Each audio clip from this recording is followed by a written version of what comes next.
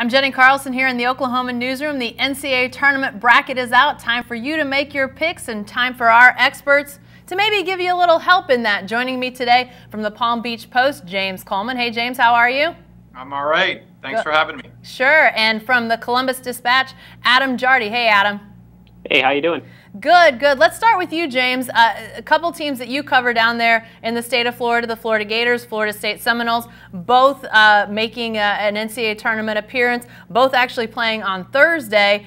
What's the feeling, what's the talk about those two teams and their NCAA tournament hopes?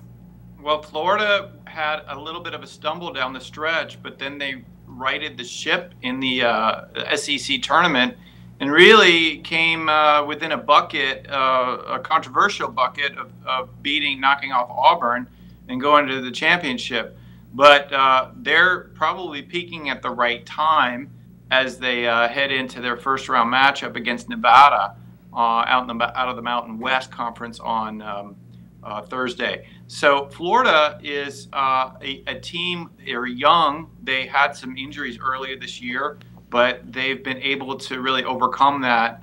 And the good play out of Kevon Allen, Noah Locke. So they're peaking at the right time, and I like their draw really coming out. If they can get past Nevada, I think they could potentially even knock off Michigan in the second round. Florida State, a little bit more balanced team, good depth, good height.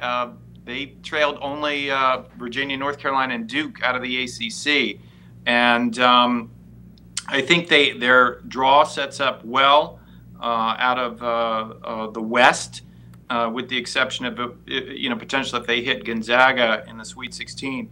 But they got Vermont on Thursday, and then either against my alma mater, Marquette, or Ja Morant, who's probably going to be number 2 or 3 in the NBA draft out of Murray State in the second round. But I like FSU's draw out west, and they're certainly going to be a team that will challenge in that region.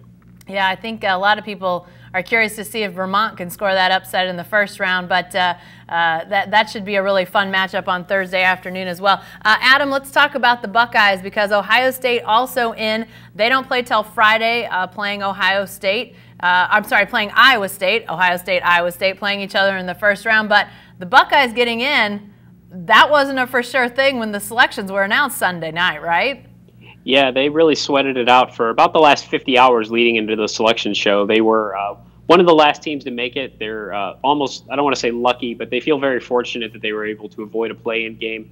It was kind of an up-and-down season. They started 12-1 and really, they climbed. They were a top 15 team, but then Big Ten play hit and things really got challenging for them. They ended the season on a 3-game losing streak with their best player, Caleb Wesson, suspended. He returned for a Big Ten tournament and was instrumental really in helping them beat Indiana in what was in a lot of ways a play-in game to get into the tournament, because obviously Ohio State made it and Indiana didn't. And so, yeah, there was a lot of nerves. They felt good on Friday after losing to Michigan State in the Big Ten tournament. That they felt like they were in, they had a good case. And then I think having some time to sit and just kind of wonder, it really started to gnaw at them a little bit. So there was a lot of relief and a lot of excitement when they saw their name pop up there as an 11 seed. You know, that Midwestern region, Adam, it looks like it's just a minefield of at least blue blood type of name teams. I mean, you've got North Carolina obviously on the top line, but then Kentucky, Kansas, just an unbelievable litany of teams in that one region. How did the Buckeyes feel about their draw? I think they're just concerned about trying to find a way to win against Iowa State. I don't think this is an Ohio State team that is really equipped for a super deep run in the tournament. I think that making it, this is in every way you want to quantify it, this is really sort of a rebuilding year for Ohio State. And just making the tournament, I think, is an achievement in itself. I think they're capable of winning a game, but I don't think anybody at Ohio State right now is too concerned about how they match up with North Carolina or Kentucky or anybody like that, because it's going to be a challenge just for them to advance to the round of 32. Hey, James, when you think about teams that were close on that bubble, as we talk about during March, is there a team or a couple teams that you're surprised are in or surprised are out? Now that we see how it's all playing out, the teams that managed to get into the bracket, maybe the teams that didn't. Any surprises for you? Well, there were a few surprises, and that's really based on the history of the NCAA tournament. In that there were teams like St. John's that got in, and they had a really high net ranking. Same thing with Arizona State. I was a little surprised about that, as opposed to a team like North Carolina State, whose athletic director was a little vocal about not getting in because they played a significantly harder schedule and had a lower net ranking in the 30s. So traditionally, the NCAA committee has rewarded a lot of those teams with tougher schedules, as opposed to a team like Belmont that got in. Mm-hmm. But this year, it seemed like they kind of changed priorities, and a lot of it just goes to who is the makeup of that committee and what they're emphasizing. Because over the years, it's sort of been inconsistent. They sort of emphasized these teams like Belmont took advantage of the opportunities they had, as opposed to somebody like Texas that played 14, 15 quad one games and won 6, but still didn't get a bid. So the mindset was a little different this year, I thought. Yeah, the net ratings and our conference records aren't exactly important. We're all going to be adjusting our thinking as it relates to selections if this year is any indication in the future. But as with any year, guys, everybody wants to talk about filling out the bracket, early round upsets, favorites. Adam, let's start with you. Are there teams out there that maybe you're looking at as potential Cinderellas, teams that, a year ago we were talking about Maryland, Baltimore County. We were talking about Loyola Chicago making it all the way to the Final Four. Are there any teams out there sort of top of your head that you feel like could be those Cinderella, those glass slipper wearers this March? I don't know if there's one that's going to make it as far as a Loyola Chicago or a team that's really going to make a really deep run. I feel like in college basketball this year that there's 6 or 7 teams that are up there that I think really are really poised to make it to the Final Four or to win a national championship. And I feel like at the bottom, it's just not as deep. And that's not to say that we couldn't see something happen. I mean, coming in, we all thought that Nevada was a Final Four team. They brought back so much from a team last year that was really deep and really high-powered, and they've kind of underachieved as the season went on. I don't know if they can put it together and find it in the tournament.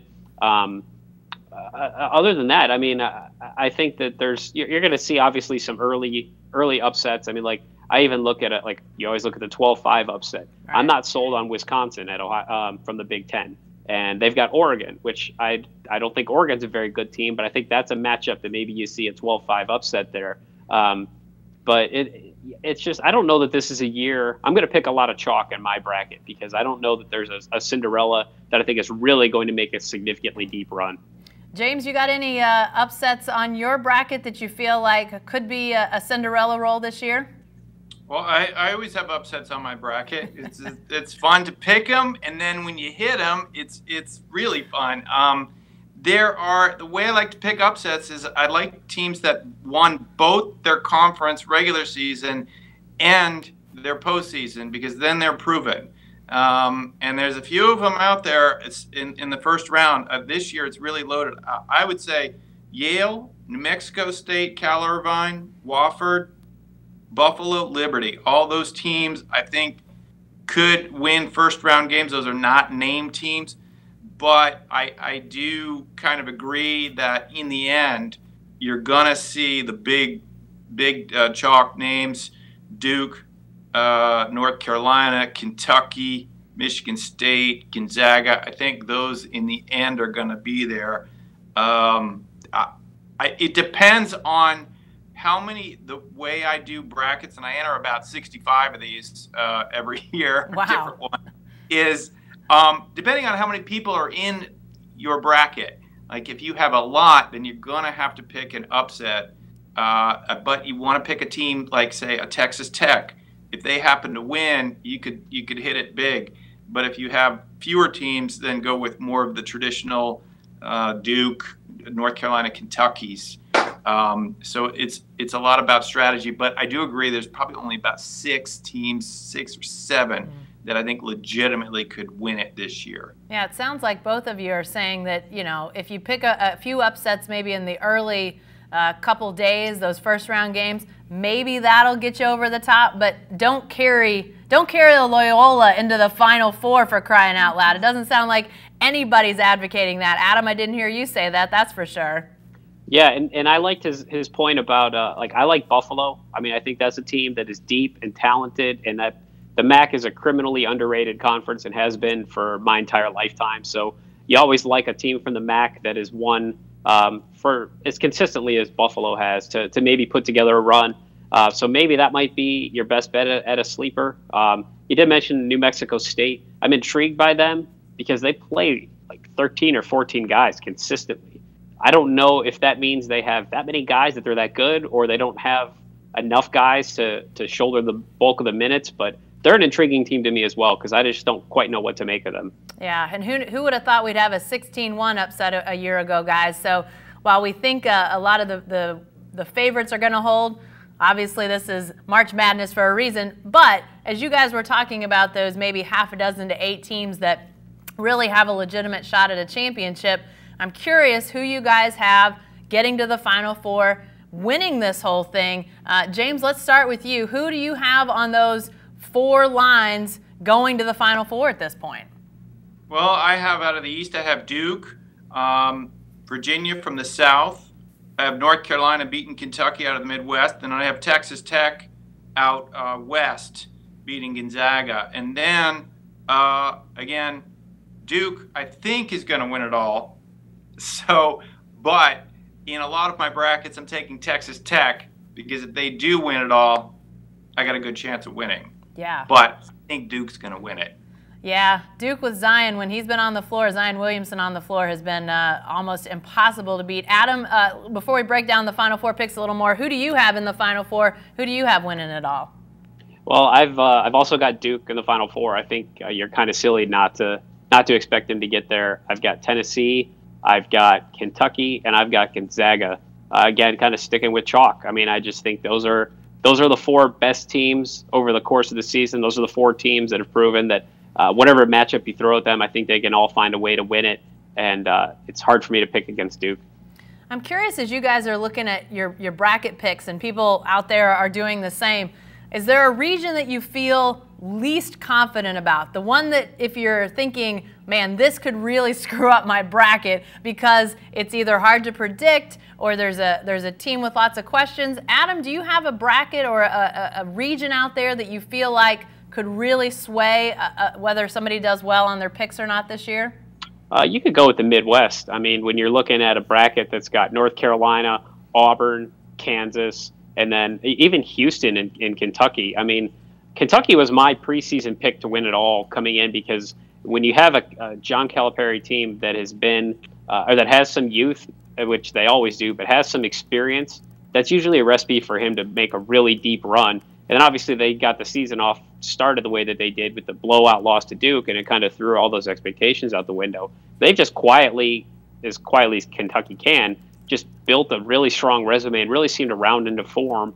And so I don't know how that matches up with where North Carolina's playing right now, or if they are to meet, Houston in the Sweet 16. Like, I think that could be a really intriguing game. So there's a lot of hard decisions to make there because of just how Kentucky played down the stretch and really got better as the season went on. James, what about you? Is there a region you feel maybe least certain about as you start filling out brackets?